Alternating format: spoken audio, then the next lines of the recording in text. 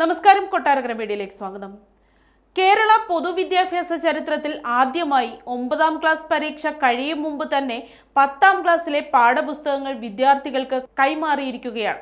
പരിഷ്കരിച്ച 10ാം ക്ലാസ് പാഠപുസ്തകങ്ങളുടെ പ്രകാശനം മുഖ്യമന്ത്രി പിണറായി വിജയൻ തിരുവനന്തപുരത്ത് നിയമസഭയിലെ ചേംബറിൽ നിർവഹിച്ചു. പിന്നാലെ 9ാം ക്ലാസ് വിദ്യാർത്ഥികൾക്ക് പുസ്തകങ്ങൾ നൽകി.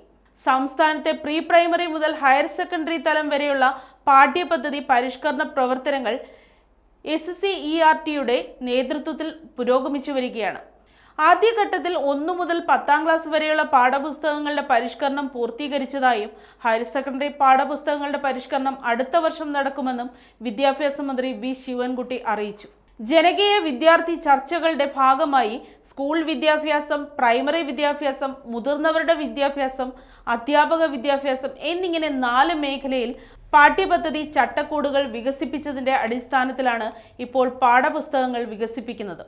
കഴിഞ്ഞ വർഷം 1, 3, 5, 7, 9 ക്ലാസ്സുകളിൽ മലയാളം, ഇംഗ്ലീഷ്, തമിഴ്, കന്നഡ ഭാഷകളിലായി 238 ടൈറ്റിൽ പാഠപുസ്തകങ്ങൾ തയ്യാറാക്കുകയും സമയബന്ധിതമായി വിതരണം പൂർത്തീകരിക്കുകയും ചെയ്തു.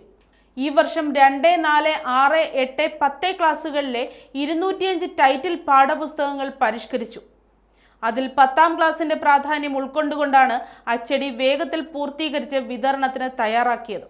കൂടാതെ 1, 2 ക്ലാസ്സുകളിൽ കുട്ടികളുടെ അടിസ്ഥാന ശേഷി വർദ്ധിപ്പിക്കാൻ എല്ലാ വിഷയങ്ങളിലും പ്രവർത്തന പുസ്തകങ്ങളും തയ്യാറാക്കി വിതരണം ചെയ്തു.